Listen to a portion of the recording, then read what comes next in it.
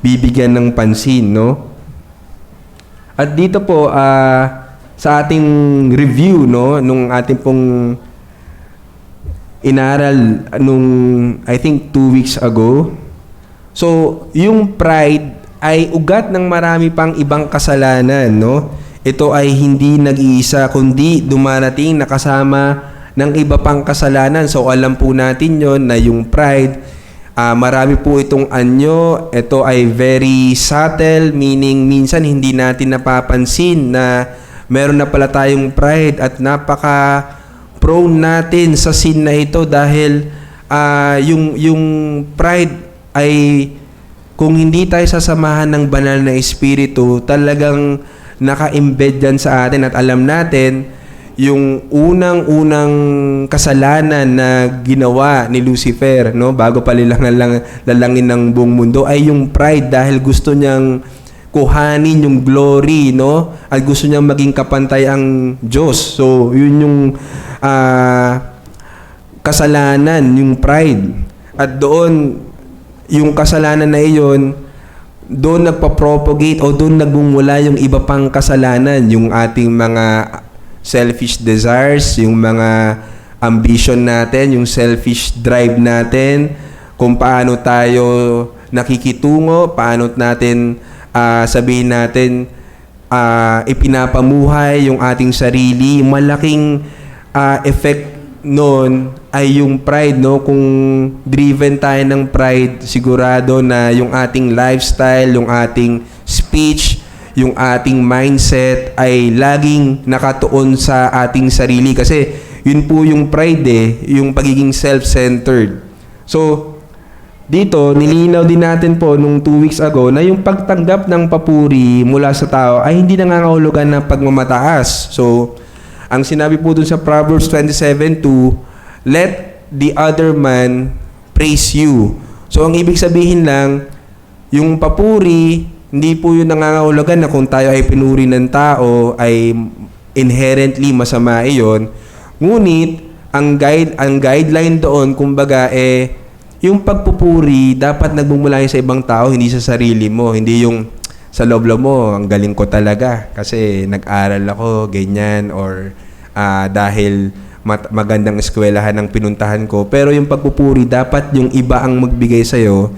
At pag yun ay natanggap mo, kailangan ibalik mo sa Panginoon, no? Yung glory na alam mo, yung kakayahan mo, yung iyong kalakasan, karunungan, nagmula lahat yun sa Diyos. So, dapat talaga tinatanggal mo yung sarili mo sa papuri at ang itinataas mo ang Panginoon. So, nakita rin po natin yung dalawang anyo ng pagmamataas. Yung una, yung boasting, no, na ikaw ay nagsisik na hangaan ka, no, yung drive mo, kaya mo ginagawa ang isang bagay para makuha mo yung praise ng mga tao, hindi yung talagang makapaglingkod ka sa Panginoon at ibigay ang papuri sa Kanya.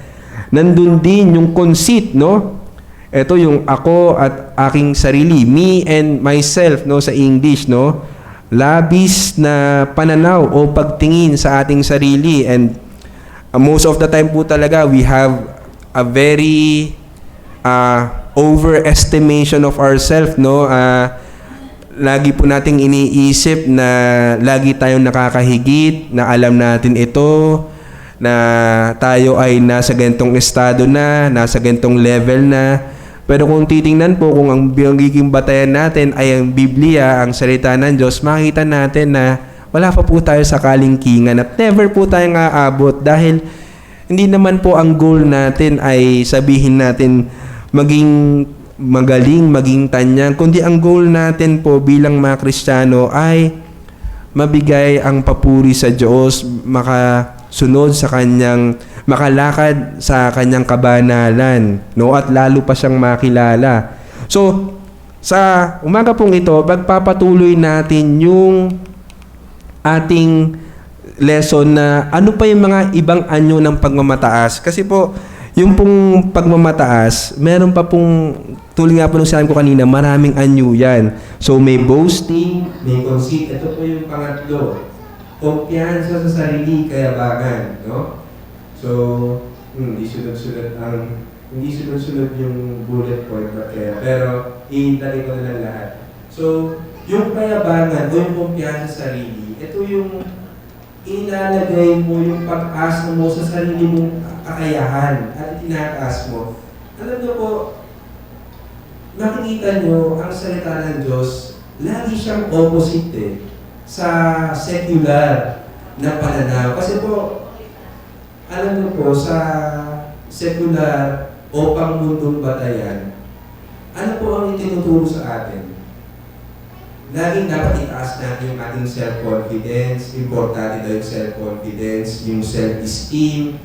So, talaga yung mga anak natin, kailangan magkaroon sila ng kumpiyansa sa sarili.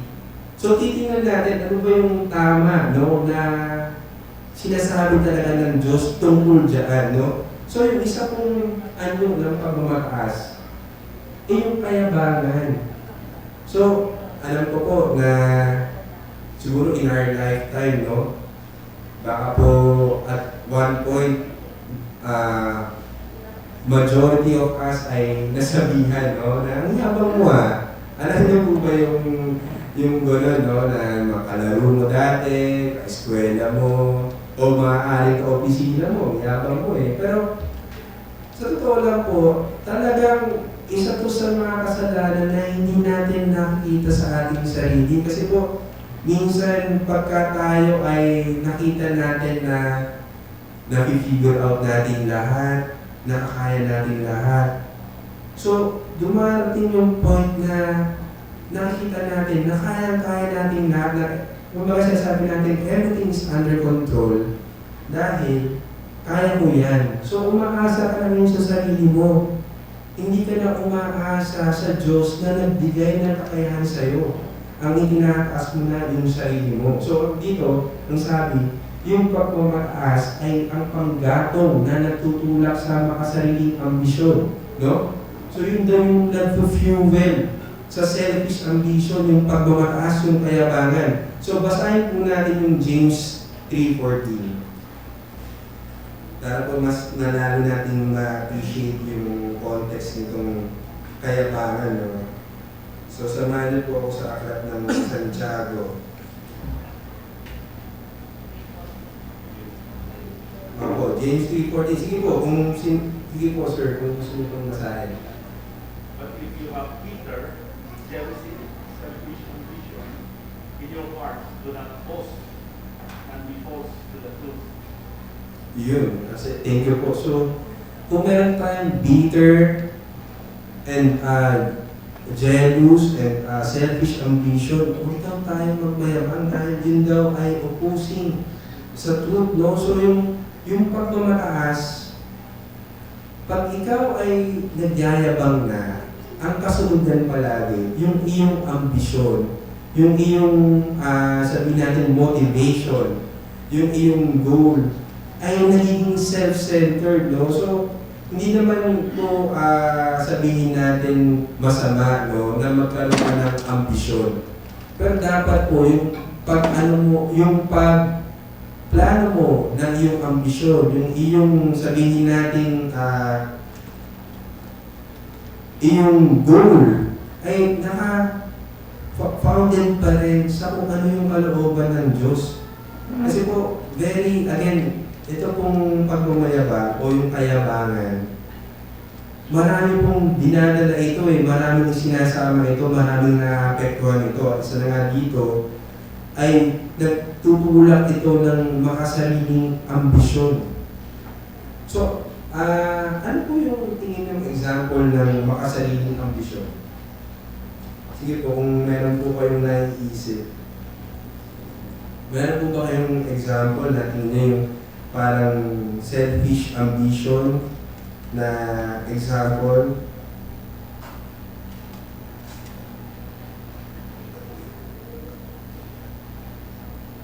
So, okay na po kung wala. So, sinabi dito din sa James 3:14 na yung pagmamalaki ay yung pagiging makasarili sa ating mga puso, yun ay nagiging pagmamalaki at nagsisinungaling tayo laban sa katotohanan, no? So, mabigat po pala yung kayabangan. Hindi lang siya simpleng sabihin natin na pagmamataas, pero ito ay lumalaban sa katotohanan. So, dapat po pag-ingatan natin ito. At sabi dito, ang mayabang na may mga kakayahan, kalamangan ay tinuturing na gawa ng sarili. So, basahin po natin Romans 11:17.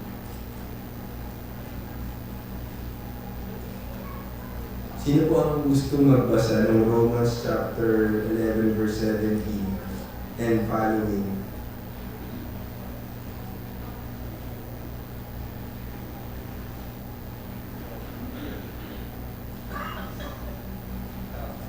If some of the branches have been broken off, and you, though a wild olive shoot, have been grafted in among the others, and now share in the nourishing sap from the olive root, do not consider yourself to be superior to those other branches.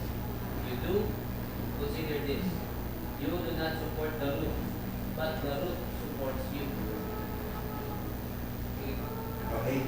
Thank you, Brother Mark. No? So, sabi doon sa 11:17 sa Tagalog, huwag kang set 11:17 hanggang 18. So, yung 17, binigay niya yung context, no? Na yung mga Gentiles daw ay tinuturing na wild olive, no? Hindi talaga sila yung sabihin natin by covenant ng Old Testament. Kasi alam natin, Jews yun eh, di ba? Pero yung Gentiles, binarakin, meaning isinali dun sa main branch, no? So, wag daw magmalaki. Huwag ka magmalaki sa mga sanga. Ngunit kung magmalaki ka, alahanin mong hindi ka ang nagdadala sa ugat, kundi ang ugat ang nagdadala sa iyo. So, yung pagmamalaki, yung dito, sa konteksto, pag nagmamalaki ka, iniisip mo, for example, sa salvation, sa iyong learnings, no? Iniisip mo na ikaw, sarili mo ang may gawa niyon. Hindi mo na isip na kaya pala ikaw ay nakakapagpatuloy sa iyong buhay Kristiyano. For example po, no? Buhay Kristiyano. Kaya ka nakakapatuloy dyan only by grace.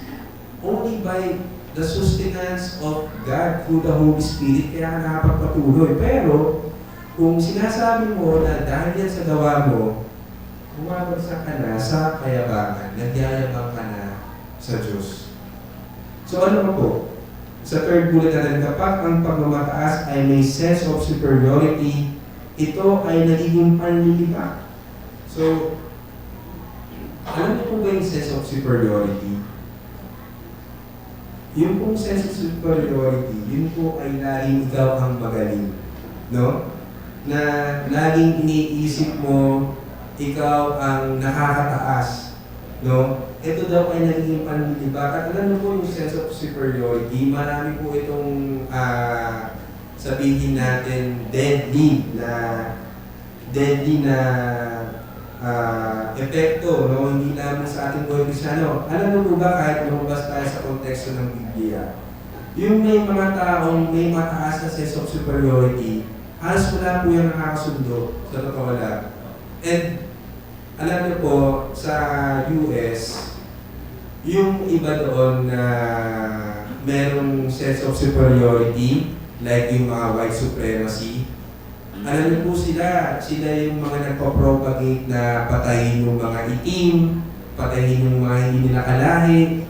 Kasi iniisip nila yung puti lang ang pinakamataas na lahi, gusto nila ngayon i-cleanse yung bansa nila na dahil all other races are not superior, pinapatay nila ngayon. May mga ganung movement po. At ang pinaka-famous po na pangyayari sa ating history na gumawa ng superiority ay walang iba kundi si Adolf Hitler.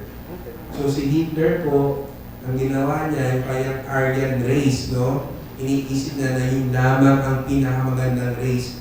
Nagkaroon siya ng tinatawag na ethnic cleansing. So lahat ng hindi niya pinatay niya. So kung di po ako nagkakamali, 3 or 5 million Jews ang pinatay ni Hitler, no?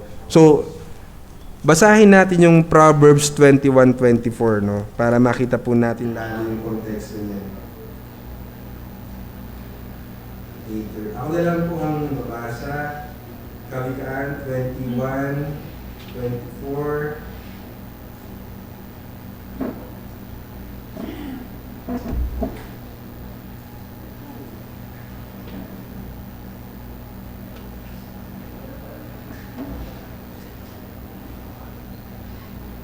Ang palalo at nagmamataas at ang palalo at mapagmataas na tao, maniniba ang kanyang pangalan. Siya ay gumagawa na may palalong kahambugan. So, I'm sorry po kung may na-offend, pero ito po sinasabi ng salita ng Diyos, ano? Ang palalo at mapagmataas na tao, ang pangalan mo niya ay maniniba. No? Ano po ba yung English ng maniniba? Kung alam niyo po. Mocker. No? O scoffers yata yung kanina na sinabi ni Deacon Leo sa kanyang preaching, no? So, kung ikaw ay laging may sense of superiority, laging kong iniisip na ikaw ay nakakahigit sa bawat isa, ang tawag siya ng salita ng Diyos ay scoffer. So, mabigat po yun, no? Kaya dapat maging sensitive tayo by the help of the Word of God na makita natin ating sarili. Kasi po, again, ito sa mga 3 bullet points na na-discuss natin so far, ay maaari o mabilis tayo mahuhulog sa magina kung hindi po natin babantayan ng ating sarili at kung hindi natin hihingin ang tulong ng Diyos, no? So, ano pa pong sinasabi dito sa kayabangan? Sa mga may autoridad, ang pagmamataas ay magpapakita ng pagsuway, no? So, sa English, towards those in authority, arrogance, display, defiance. So yun po, alam ko po, very prevalent ito, no? Tingnan natin sa social media. Yung po mga mayayabang, sila yung nag-defy ng authority. Alam niyo po, case in point, sa daan na lang po, pag naka-encounter kayo ng mayabang na sabihin natin na nagmamaneho ng sasakyan, di ba wala po silang pakialam kung sila man ay counterflow, sila man ay nag-beating the red light, sila man ay sabihin natin kahit yung simpleng coding, kasi mayabang eh. Alam nila na meron silang katungkulan, meron silang posisyon o kung ano man. Alam nila na kaya nilang takasan yung penalty. So, they think they're above the law. Kayabangan po yun. Kaya, alam niyo po, may nakita akong viral na video na yung isang motor, nag-counter po siya. So, yung isang four-wheel, hindi niya pinagbigyan. So, galit na galit itong nakamotor na ngayon. Sabi niya, oh, may oras ako, sige, magtagal tayo dito. No? So, nakikita niyo po yung kayabangan na yun, na parang siya yung mali.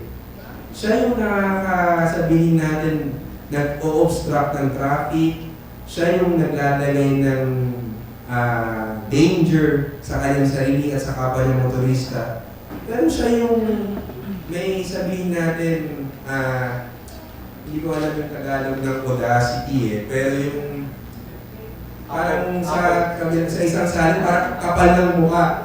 Siya pa yung may kapal ng mukha na sabihin natin na, sige, kung ayaw mo akong pagbigyan, hindi kita pagbibigyan, stop tayo dito. Eh, kung inaisip ko nga ako eh, kung apo. Ayun, may apo. Yun, thank you, Kuya, Brother Albert. So siya pa yung may apo na gumawa ng gano'n, kaya naisip ko, siguro kung ako nanalay sa ganitong sitwasyon, baka mas mapikon siya sa akin kasi mas lalong may time ako kahit matulog ako sa sasakyan, hanggang hindi ako pinapadaan, okay lang. Pero, kidding aside po, doon natin makikita talaga, no, na kung sino pa yung mali, no? Siya pa yung may mayabang. So, every time na nag-defy ka ng authority, sa law man yan, sa procedure sa office nyo, no? Mga policies ng opisina nyo, kayabangan po yun. At most important is iglesia.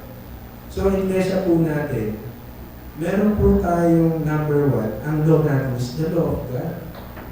So, kung nag-identify ka dyan, hindi ka nagpapasakot dyan, ang sinasabi ng Bible, kayabangan po yun. So, and I know na at some point, talagang sumasabit tayo dito. Pero, nawa huwag tayo magpatuloy sa kayabangan na ito. Kasi, ito po yung pag-define ng authority, ito yung ito yung very prevalent talaga sa lahat ng mga bullet point na yan. Yung pag-define ng authority, yan talaga yung for some reason kasi ayaw na sabihin natin yung gusto natin hindi natin magawa Kaya nagde-defy tayo sa authority. Pero lagi po nating tandaan na yung authority, sino po nagtatag noon? Sabi sa Hebrews. Walang iba kundi ang Diyos, no? So, dapat po na every defiance na ginagawa natin sa authority, yun po ay defiance sa ating Diyos. Hindi lamang doon sa tao na yun, kundi sa ating Diyos. So, tinan po natin yung mga ilang point, no? May wastong pagtitiwala sa kakayanan sa pamagitan ng pagpapagana ng Diyos. So, yung po sinasabi ko kanina na kailangan naman po talaga meron tayong confidence. Pero sinasabi dito, merong tamang confidence sa ating abilidad sa pamamagitan ng pag-enable sa ating ng Diyos. Kasi tayo po, lahat tayo dito, binigyan po tayo ng Diyos ng kaloob. No? Yan po ay iba-iba. Pero, lahat po tayo bilang mga tinubos ng Panginoon sa kanyang biyaya, meron tayong mga abilidad. So, dapat makita natin na yung mga abilidad na yun, kaya tayo nagkakaroon ng kumpiyansa sa mga abilidad natin dahil lang po sa Diyos. So, dito, yung si Belshazzar, ang ganda ng sinabi niya dito yung mismong kakayanan daw po, kahit yung paghinga natin galing sa Diyos. So, basahin ko po sa Daniel 5:22-23. Mas maganda siya sa English pero basahin mo lang dito sa Tagalog.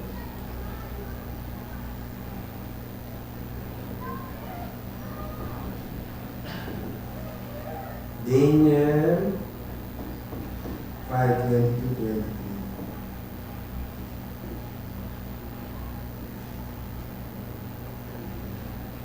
So dito po, yung context kasi nitong Daniel 5, yung pong si Belshazzar, no? Si Belshazzar, nag-throw siya ng party, no? At nung nag-throw siya ng party, ang ginamit po niya na, sabihin natin, utensils, no? O yung kung saan sila uminom ng wine, yung galing mismo, yung gold na galing mismo sa templo. So habang siya nagsasaya, no? Ito, talagang pang pelikula yung nangyari. May umangat na kamay, nagsulat sa wall, no? At yung description ko ng nangyari dito kay Belshazzar, talagang sabi dito yung tuhod po niya nangatok. Ano niyo po yung gumagano yung tuhod na nangatok? Tapos ito po sinabi sa verse 22 and 23. Ngunit ikaw na kanyang anak, O Belshazzar, ay hindi mo pinapagkumbaba ang iyong puso, bagamat iyong nalalaman ang lahat ng ito. So nalalaman, ang sabi doon, na alam niya yung nangyari, no? Kay Nebuchadnezzar, kung paano sa ibinaba ng Diyos, alam niya. Pero, anong ginawa niya? Itanaas mo ang iyong sarili laban sa Panginoon ng langit. So, kung nagmamayabang ka, itinataas mo ang iyong sarili laban sa Panginoon ng langit. Kanilang dinala ang mga sisidlan ng kanyang bahay. So, sa verse 23, bahay sa harapan mo at ikaw at ang iyong mga mahalika, ang iyong mga asawa, at ang iyong mga asawang lingkod ay uminom ng alak mula sa mga iyon. So, grabe ginawa nila.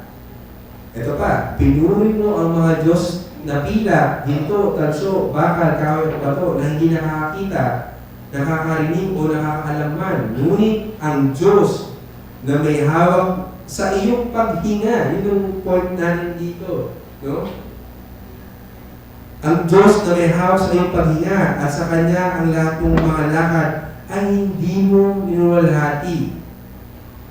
So yun po yung sinabi sa 23. So, isipin niyo po, ang Diyos at ito na may hawak sa iyong paghinga, even yung kakayanan natin, yung abilidad natin para huminga, tulad ngayon. Ang Diyos po ang may hawak. So, ang tinapag po nito, di ba? Yung simpleng paghinga, sorry po, pakitranslate po nito mundane, no? Very simple, kumbaga, yung pang-araw-araw mo na ginagawa, huminga ka. Yung napakasimpleng bagay na yun, galing pa rin sa Diyos. Ano may pagmamalaki mo? Mismo simpleng paghinga mo galing sa Diyos. Sabi niyo, at sa Kanya ang lahat ng mga lakad. Lahat ng ways natin alam niya, siya nang enable. Pero, ang ginawa niya, hindi siya nagbigay ng kaluwalhatian sa Diyos. Kaya, ayun. Hindi niya binigay yung kaluwalhatian, kaya siya ay pinarusahan ng Diyos. So, ang point po, yun po yung negative point. Ang positive point po dito, yung ating mga, again, yung sinasabi ko kanina pa ulit, yung ating abilidad, yan po ay binigay ng Diyos sa atin. Kaya dapat, siya yung palagi natin nilulhati. Yun po yung main point, yung bottom line dyan, na tayo, nagpapasalamat tayo, kunwari, may na-accomplish tayong task, may na-accomplish tayo na mga assignment or goals natin, dapat po ang lagi natin nilulhati ang Panginoon. Yun po yung huwag natin kakalimutan. Yun lang po yung bottom line dyan na, yung diin dyan na lahat ng kakayanan mo, lahat ng achievements mo, lahat ng meron ka, galing yan sa Diyos, pati yung paghinga mo, control na. So siya dapat ang luwalhatiin mo, huwag ang sarili mo. Ano pa po? Yung kawalang punto, ang ebanghelyo ng biyaya ay ang radikal na lunas sa pangmata sa puso. So, sinasabi mo dito na yung gospel of grace, siya yung only antidote po, no, sa nagmamataas ng puso. Kasi po, yung gospel ng grace, siya yung nagsisira sinisira niya yung pagkitiwala natin sa ating sarili. Kasi kung titignan po natin, very obvious, very self-explanatory. Dahil yung grace nga po is grace, no? By definition, it is an unmerited favor, no? Hindi mo deserve. Hindi dahil sa iyong kakayanan, kaya ka naligtas. Hindi dahil nabasa mo yung Bible ng 5 times a year, kaya ka naligtas. Hindi dahil sabihin natin na mataas yung pinag-alala mo, na unawaan mo yung Bible, no? Na kaya mong basahin yung Greek, yung Hebrew. Pero, alam mo din na inabot ka lang ng Diyos, no? Na kung tutuusin, kung dali niya tayo sa impyerno ngayon, magiging righteous pa rin siya because we deserve the wrath of God, no? Dahil sa ating constant rebellion, no? Constant pride natin, no? So, pero dito makita natin na yung kaligtasan, yung grace, yun yung sisira, no? Na magiging self-reliant tayo. Yun yung mag-aano sa atin, magre-rebuke sa atin na wag maging confident, no? Sa ating abilidad, sa ating sariling kaligtasan, pero makita natin na ang kaligtasan lamang ay sa Panginoon. So, ano pang sinabi dito? Yung saving faith daw, no? Ang nagliligtas na pananampalataya ay yun yung in its essence, no? Sa kakanyahan, no? Yung Tagalog ng essence ay pagtanggi sa lahat ng mga gawa, no? Na ating sarili at yung gawa na iyon ay ikinakas na lang natin sa ating Panginoon, no? So again, not by our own works, but by the works of Christ. And yung mismong paggamit ng pananampalataya sa pamagitan ng sobranong biyaya ng Diyos. So, ibig sabihin, yung ating faith, kaya po natin siya na-exercise, ay dahil lamang sa sovereign grace of God. So, again, ano po ang main point? Ano ang bottom line dito? No? Sola gratia, by grace alone po.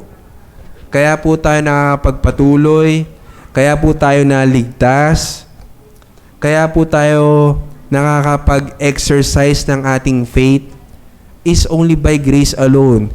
In fact, wala nga po tayong exercise na faith kundi po tayo bigyan ng pananampalataya ng Diyos. Kaya, ano po yung pwede nating ipagmayabang? Wala po. No? So, ano pa pong makikita natin dito? So, point number 3. Ang ambisyon ay tama sa ilalim ng kalooban ng Diyos at pagpasakop sa kanyang providensya. So, yan po yung nabasa natin kanina, I believe, pero basahin po rin natin yung James 4. Sino po ang gusto mag-volunteer na magbasa sa James chapter 4, verse 30 to 16?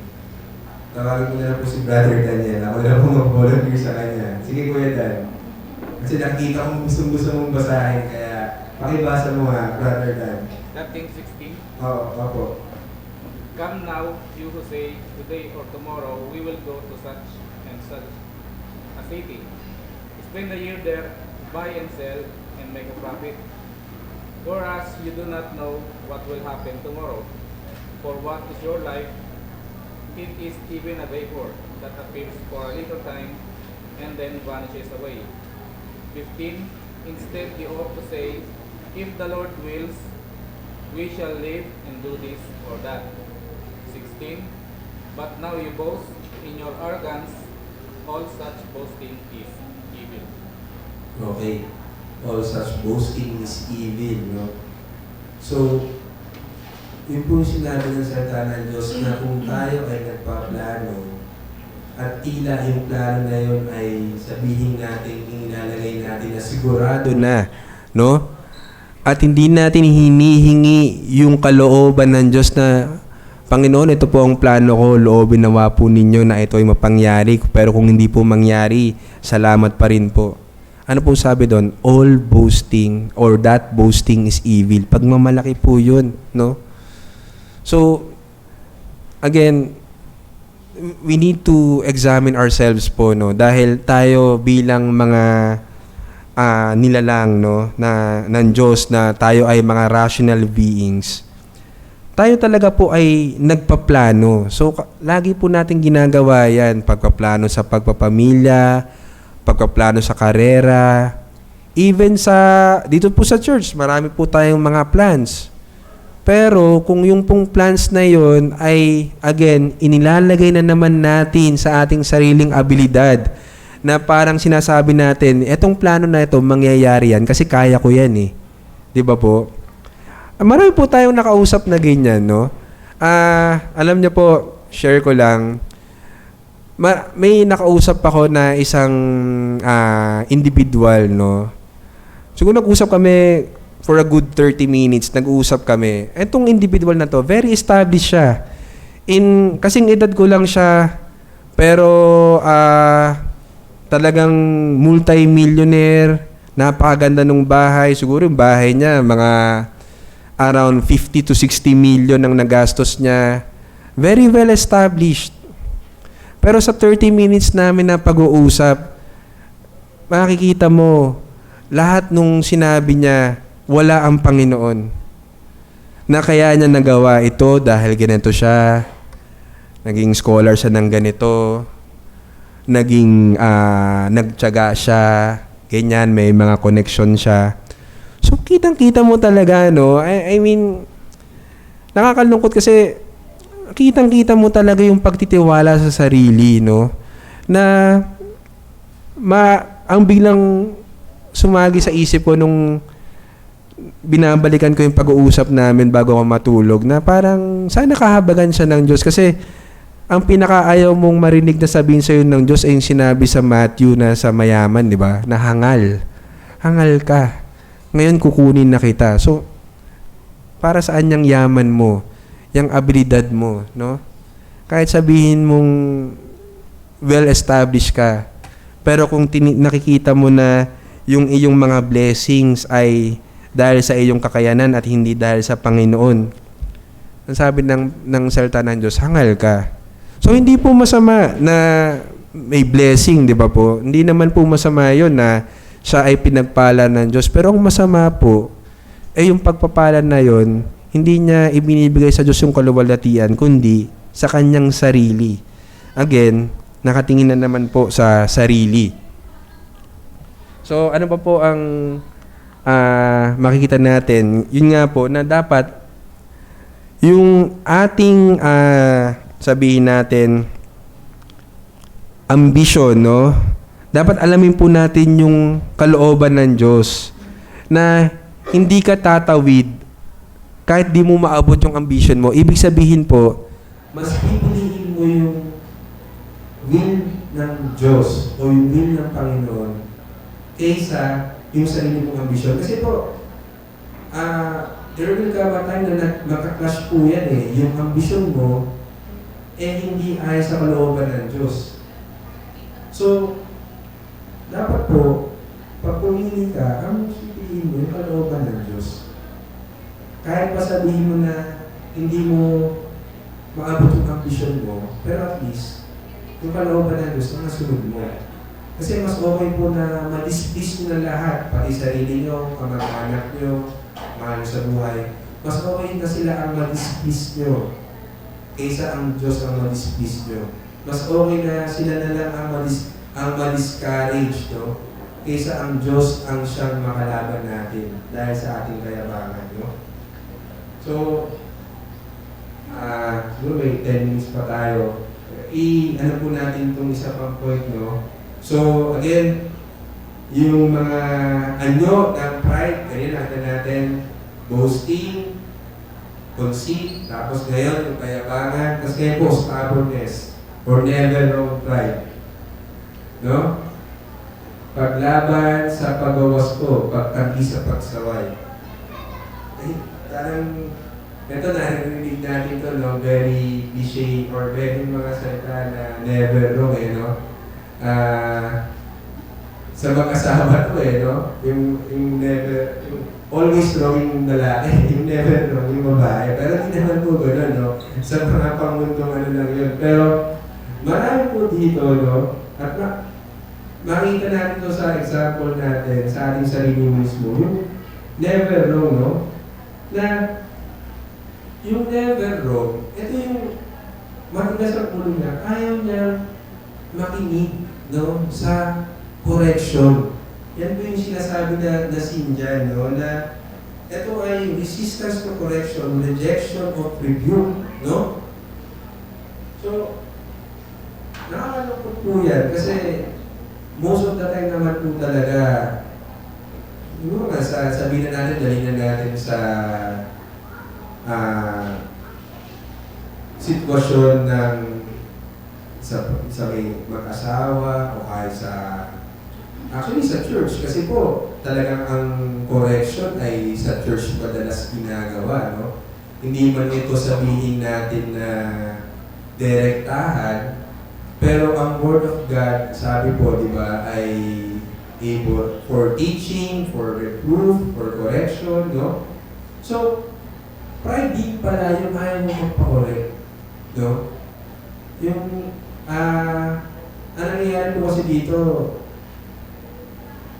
pag kino-correct ka, ano mo yung parang, nag-screenshot, yung bumabalik sa'yo, ikaw nga eh.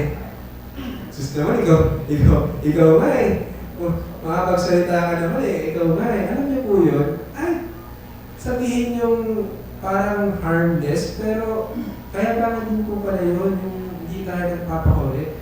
Kasi katigasan po ng ulo yun eh, no? Na yung tumaki ka na makita ang mga ebidensya ng iyong kasalanan, no?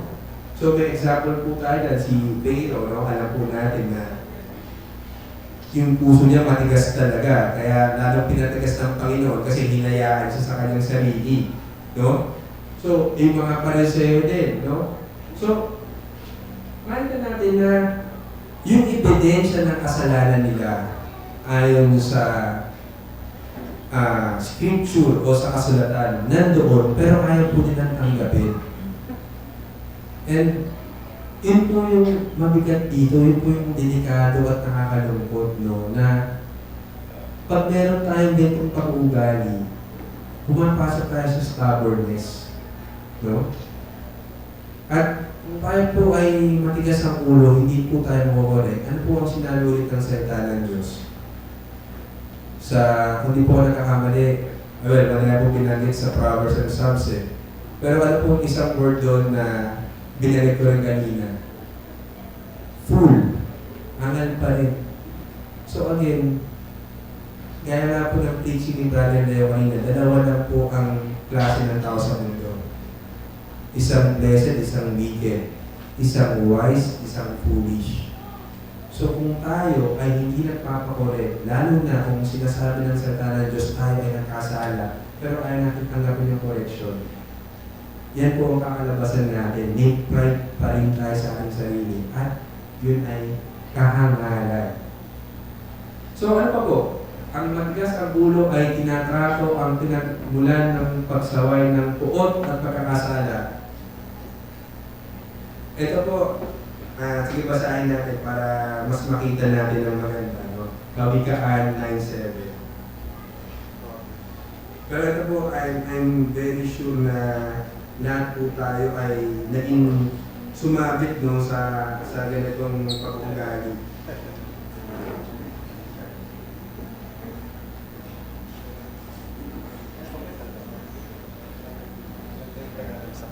Sa English,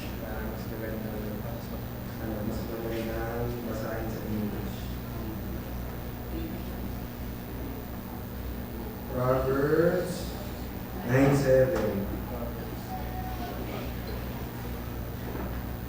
Ano sabi ko? Whoever corrects a scoffer gets himself abused, and he who reproves a wicked man incurs injury.